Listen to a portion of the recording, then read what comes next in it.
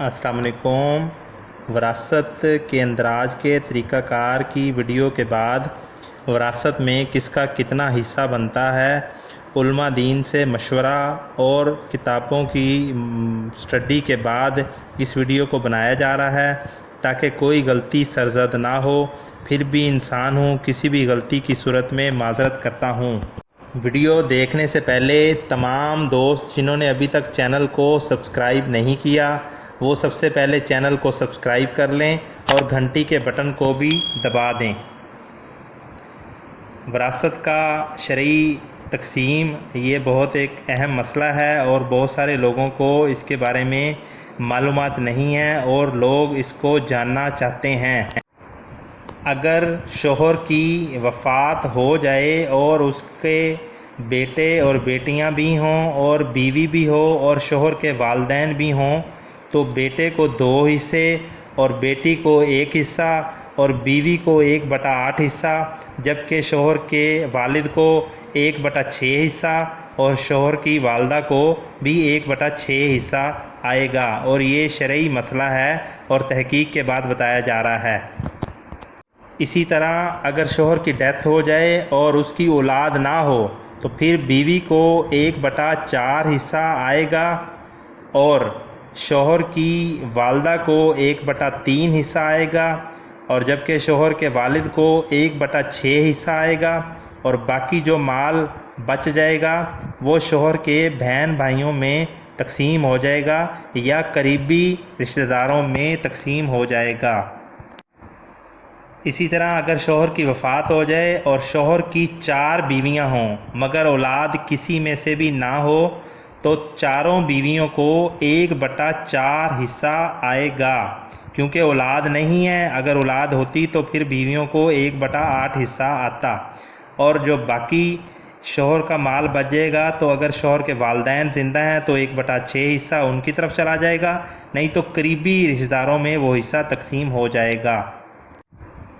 اگر شوہر کی 2 شادیاں ہوئی ہیں، ایک بیوی سے اولاد ہے اور ایک بیوی سے اولاد نہیں ہے، مگر شوہر فوت ہونے کے بعد والد بن گیا تھا، اس کے بچے تھے، تو دونوں بیویوں کو 1/8 حصہ آئے گا،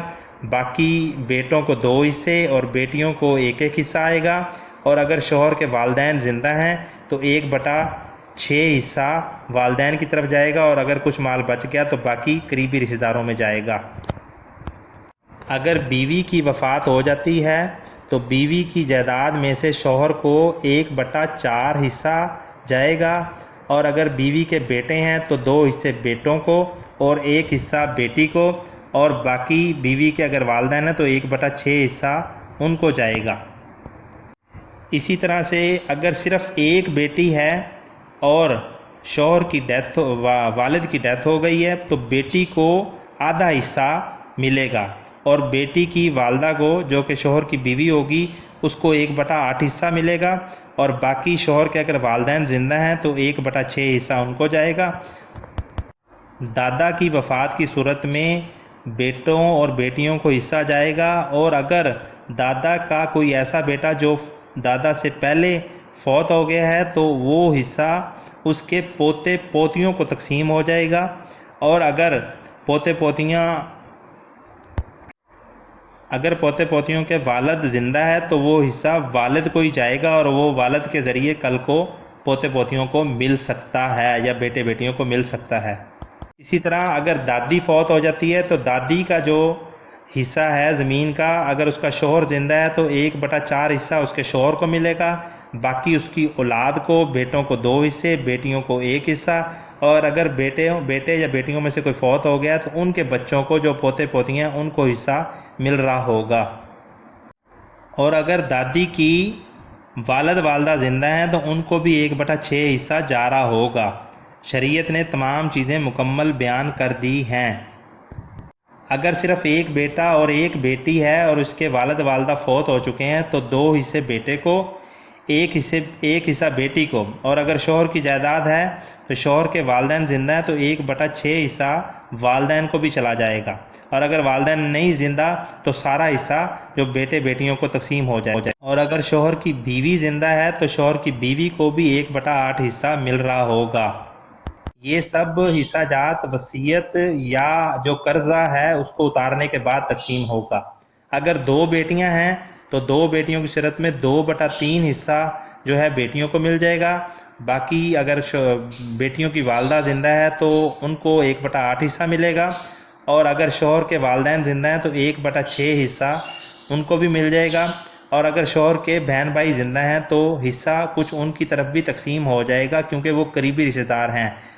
کیونکہ سب سے پہلے حصہ قریبی رشتہ داروں کو مل رہا ہوتا ہے۔ اگر کوئی بندہ فوت ہو جائے اور اس کی والدہ زندہ ہے اور اس کے اولاد نہیں تھی تو ماں کو 1/3 حصہ مل رہا ہوگا، اور باپ اگر زندہ ہے تو باپ کو 1/6 حصہ ملے گا۔ اگر اولاد ہوگی تو پھر ماں کو 1/6 حصہ اور والد کو بھی 1/6 حصہ ہی ملے گا۔ یہ تمام حصہ جات قرضہ جات اتارنے کے بعد تقسیم ہوں گے۔ اسی طرح اگر کوئی بندہ فوت ہو گیا اور اس کا باپ زندہ ہے جبکہ اس کی اولاد نہیں تھی تو باپ کو 1/6 حصہ مل رہا ہوگا، اور باقی اگر ماں زندہ ہے تو 1/3 حصہ ماں کو مل رہا ہوگا، اور باقی جو حصہ جات بچ جائیں گے وہ اس کے بہن بھائیوں میں تقسیم ہوگا یا اس سے قریب ترین رشتہ داروں کو تقسیم ہوگا۔ اور یہ تمام حصہ جات قرضہ جات کو اتارنے کے بعد، اور اگر کوئی وصیت کی گئی ہے اور وہ شریعت کے حساب سے وصیت ہے تو اس کو دیکھتے ہوئے پھر حصہ جات تقسیم ہوں گے۔ جی ہاں، آخر میں کلالہ کا نام آپ نے سنا ہو، نہیں تو میں بتا دیتا ہوں کلالہ کیا ہے۔ ایسی جائیداد، ایسا بندہ جو فوت ہو جائے، نہ تو اس کی اولاد ہو، نہ اس کی بیوی ہو، اور نہ ہی اس کے والدین زندہ ہوں، تو وہ کلالہ کہلاتا ہے۔ ہمیشہ وراثت پہلے بچوں کو اور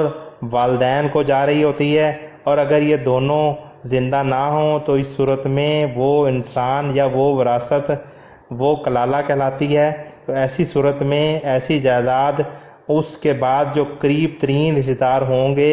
چاچا کے بیٹے ہو سکتے ہیں، اگر وہ بھی نہیں ہیں تو اس کے بعد جو قریبی رشتہ ہے ان کو دیکھا جائے گا اور ان میں وہ جائیداد تقسیم ہوگی۔ بہت زیادہ تحقیق کے بعد یہ ویڈیو بنائی گئی ہے۔ امید کرتا ہوں سب دوستوں کو یہ ویڈیو پسند آئے گی۔ سب دوست اسے شیئر کریں، لائک کریں، اور جس نے چینل سبسکرائب نہیں کیا وہ چینل کو سبسکرائب بھی کر لے۔